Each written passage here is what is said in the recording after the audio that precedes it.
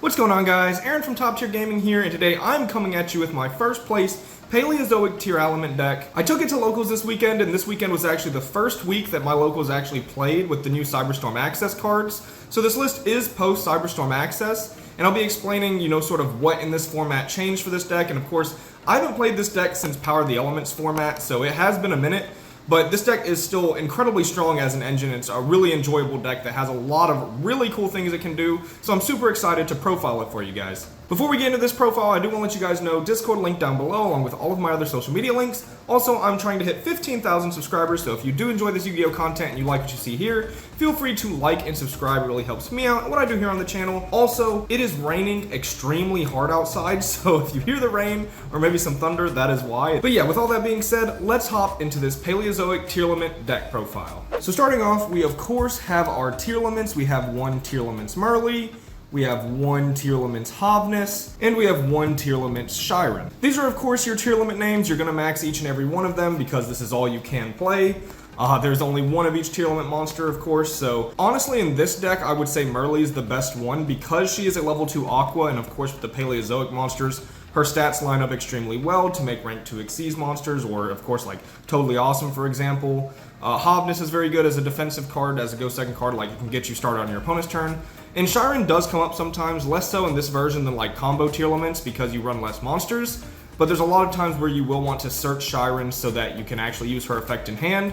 But of course, these are mostly used for fusion effects when they hit the graveyard. Then I am playing two Tearlaments Rhinoheart. Rhinoheart is heavily nerfed from the last time I played this deck, back when I played this in Power of the Elements format. Of course, you would normal summon Rhinoheart to get into Cake Kalos and essentially get a free mill 8, which was very good in the engine. Now Rhinoheart plays a very different role. One, you need his name to even make Kaleido Heart, which is pretty important. But two, he's still a starter in the sense that he can send Tearlaments Kashtira, which gets free mills, or if you already have stuff engraved, he can still dump a Tearlaments name to fusion summon. You still want to play him. I wouldn't max out 3. 1, you don't want too many normal summons in this deck. And 2, you really just don't want to mill too much of him either, because if you don't have a Tearlaments card in hand, his graveyard effect does nothing. I think 2 is a perfectly fine ratio for Rhinoheart. Next, we are maxing out on Tearlaments Kashtira. I am playing all 3 copies. Tearlaments Kashtira is honestly the biggest boost this deck has got since the last time I played this. This isn't like a Cyberstorm Access card, but Paleozoic Tear, since the last time I played, we didn't have this card. So this card's kind of new for me in the deck, and it's pretty much the biggest piece of support the deck has gotten because while Cake Kalos is banned, this sort of kind of replaces the lack of milling you would normally have. This card is phenomenal. It's essentially just Havnus, and you can use it very often. Like, you can use this card more than 3 times a game because of like Meta Noise, Vivid Tail. You can recycle this card so often. It's a phenomenal card that can just mill through a lot of your deck turn 1, and it's a very popular send off of Rhinoheart, so you get a free mill 2 essentially, which is sort of like how Rhinoheart is almost a starter now. Tearlaments Kashtira is also very good because of how easy it is to access her, because we are of course playing triple copies of Kashtira Fenrir to go alongside her. Fenrir is great in this deck for a few reasons. Obviously, he doubles as a go first and a go second card, which is very nice because you are playing a lot of trap cards, so going second can be a little bit difficult. But Fenrir does help go second a little bit, but most importantly, it's not like Fenrir search Fenrir in a lot of other decks. Fenrir is actually searching Tearlaments Kashtira, which is a big part of your engine, so this works really nice. It means you have a lot of copies of Tier Cash, and of course running both of them means you can go for the rank 7 plays in the deck, which is also very useful for the engine. Now, this is post Cyac, but pre-ban list, if a ban list does come out, the only card I expect to potentially be altered in this deck is potentially Fenrir. And if we do lose like 2 Fenrir, you can replace those easily with some other trap cards that you might see in this engine that you could max out on. He's pretty easily replaceable, but for now, without the ban list, I am playing 3 Fenrir. Now for the Ishizu cards, I am on 1 Kelbeck and 1 Agido. So I'm actually only playing these 2 Ishizu cards in the main deck, and that's simply because like matchups for Keldo and Mudora right now aren't like super great. Yes, they have some good matchups like Runic or even Super Heavy to some extent.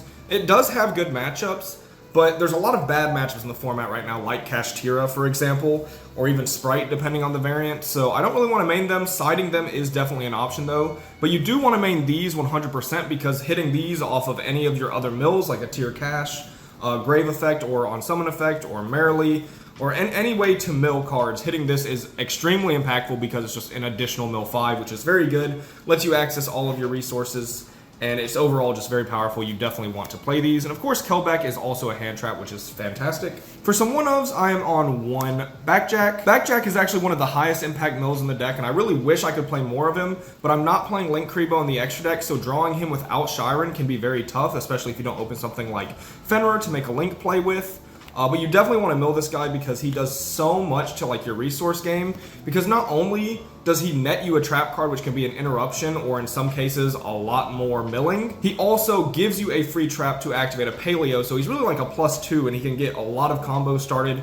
He's definitely one of the highest impact mills, so I do feel like you're forced to play at least one. And for the last monster in the deck, I am playing 1 King of the Swamp. This is for the rank 7 play I was mentioning earlier when I was talking about Fenrir and Tearlament's Kashtira. You do want to have access to 1 King of the Swamp. It's the only way you can access some of your higher impact fusion monsters in the extra deck, and he's also an Aqua, which works for Kaleido Heart. He's not a great draw because we're not running Polymerization, but you can very easily just either discard him for something like Dinomischus, or, you know, even if he's in hand, you can still use him in hand for a Tearlament's effect. So overall, I think 1 of this is fine. I don't think you really have to play any more than this, but I do think running 1 of this is pretty good. On to spell cards. It's very short and sweet. There are only 4 spells, which is actually a lot more than Power of the Elements, where I ran exactly 1 instant fusion when I got 2nd place at the Mendenhall Regional, but I'm playing 4 now, so I am running 1 Primeval Planet Pelourinho, and this is going to make more sense a little later. Essentially, this card is searchable. It's not a great mill, which is why I don't want to run too many of it, but being searchable, I feel like you're forced to play at least 1.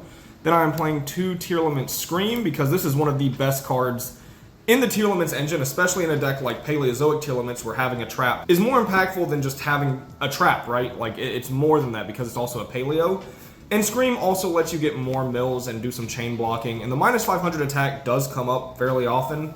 And, you know, it's a spell that's a good mill, which is very nice, so I definitely like playing at least 2 Scream, and then I'm main decking 1 Heartbeat. Heartbeat is just like a decently solid card. It's nothing amazing right now as far as its effect, but it is 100% a very good mill in the deck. Again, for the same reasons as Scream, getting a trap in Paleozoic tier is a lot more impactful than just getting a trap like you would in combo tier. So Heartbeat really helps you recycle any traps that are in graveyard that you milled, or of course you're playing Paleozoic Morella, so you very easily get Tearlament traps in your graveyard, and Heartbeat can add them back, and I feel like that helps your grind a lot, and it can really solidify your position in the game. So these are the 4 spells I'm currently playing. Then for trap cards, I am playing 3 Needlebug Nest, which this is your most high impact trap for sure. You really want to open as many of this as possible, and we are playing 40 cards to optimize the chance that we see this in our opening hand.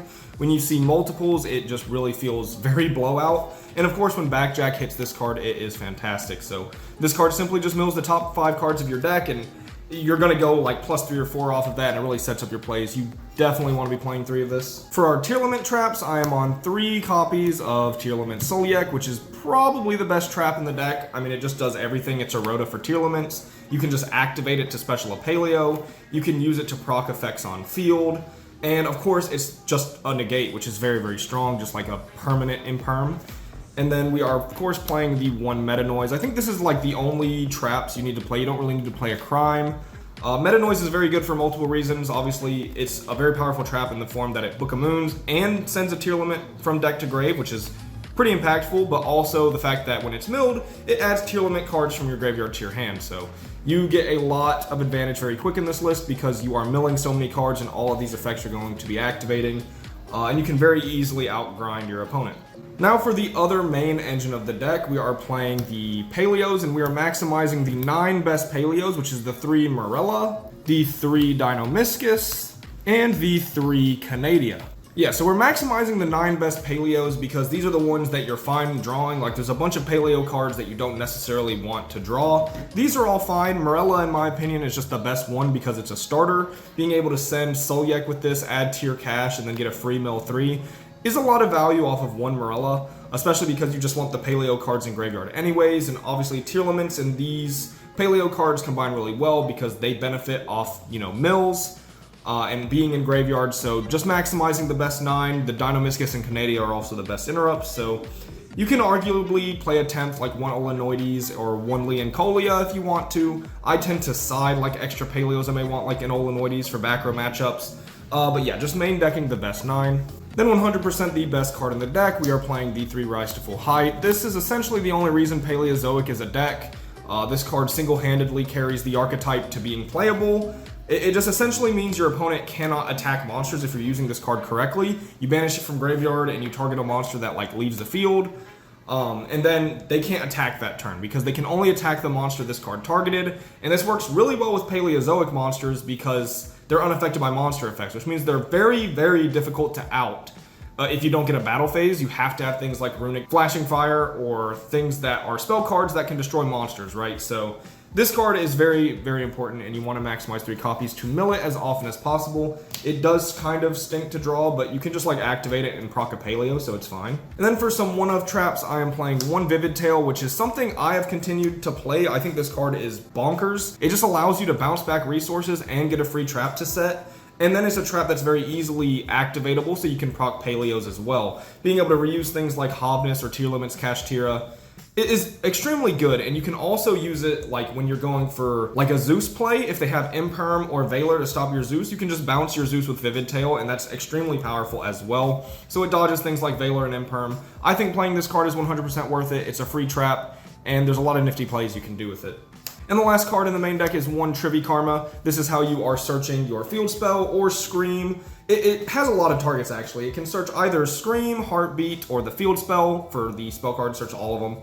And then for traps, it can search your Meta Noise and your Cyac. So any Tearlament spell or trap, it can add in your deck. So just milling this is a lot of value. It does not feel great to draw, but we do run a card that helps us with that, and I will show you that in the extra deck.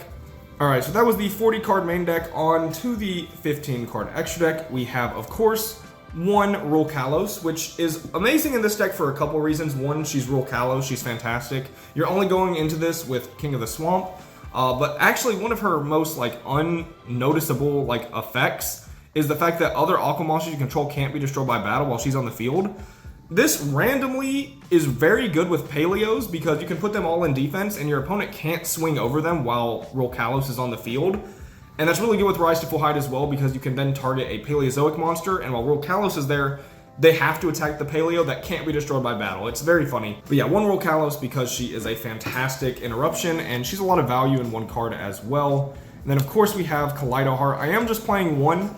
This list isn't very solid into the Kashtira ripping your extra deck. It's a lot of one-ofs because you have to fit so many different cards, but hopefully if Kashtira get hit on the ban list, that won't be a big deal. But if you feel like you need more Kaleido Heart, feel free to fit an additional one because he is one of your better fusions.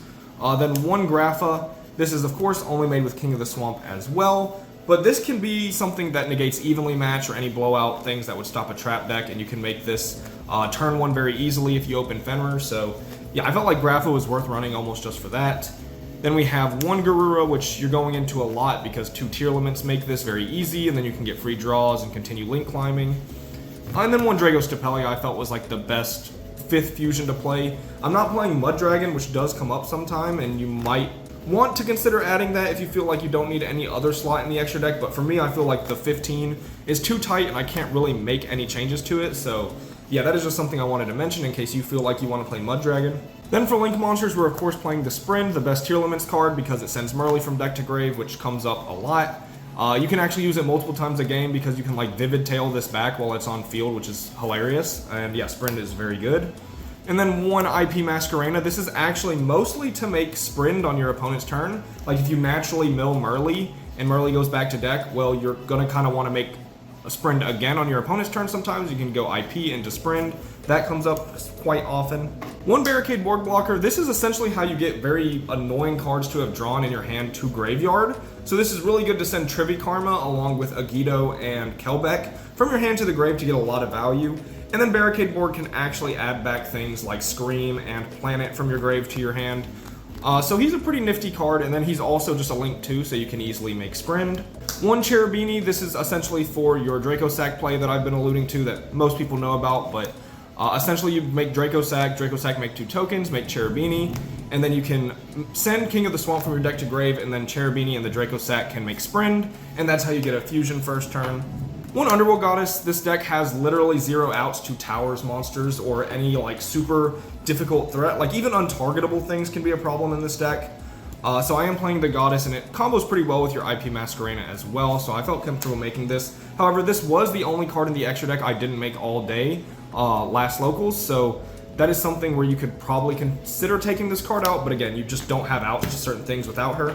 Then for rank 2s, I am playing one Opabenia, which is probably like the strongest card in the extra deck, and then one Totally Awesome. These are going to come up all the time. You really want to have these. Toad you can use multiple times because he's an Aqua, so you can send it back for your Kaleido Heart, which is very nifty. Technically the same thing with Opabenia, but you'll probably never need multiple Opabenia. And yeah, these you are just going to make very often. They're very powerful rank 2 Xyz monsters that really solidify your spot in the game. One Draco Cyac for the aforementioned Draco Cyac play. This is how you're making this is mostly with Fenrir and Tearlament's Kashtira. And then it can actually get you a whole lot of like different link plays because you are essentially just putting 3 bodies on the field with this, so that's very nice. And then we have Downerd and the Zeus, which are very, very strong in this deck because Paleo monsters are unaffected by monster effects, which essentially what ends up happening quite often is you'll make a Zeus with some Paleos on board, and then you Zeus, your Paleos stay, and the only thing you're really sending off your field are things like Tearlament monsters and Cyac and Meta Noise. So your Zeus wipes their whole board, and then you get like a +4, and you still have Paleos to play with after that. It's very powerful, and Zeus does come up a lot in this deck because you are more of like a control deck, so oftentimes to break boards, you're trying to funnel into Zeus. And yeah, that does it for the extra and main deck. So yeah, that's going to be it for this deck profile. I hope you guys enjoyed. Let me know down below what you think of the deck. Of course, Paleo Tier isn't like a super popular deck, like it hasn't been in meta relevant since essentially the Ishizu cards came out. But now I think we're finally in a format where this deck can almost thrive again. I don't think it's super solid this meta as far as like taking it to high tiered events, because I don't think it's matchups versus Super Heavy Samurai or Pearly or Math Mech. I mean, actually, Math Mech matchup is actually pretty good. But a lot of the decks in the meta, especially like Kashtira, Pearly, and Super Heavy, this deck does kind of struggle against. But this deck does have a very powerful engine, and it does surprise me with what it can do every single time I play it. So, with all that being said, I hope you guys enjoyed. If you did, leave a like and subscribe. This has been Aaron from Top Tier Gaming. Bye, YouTube.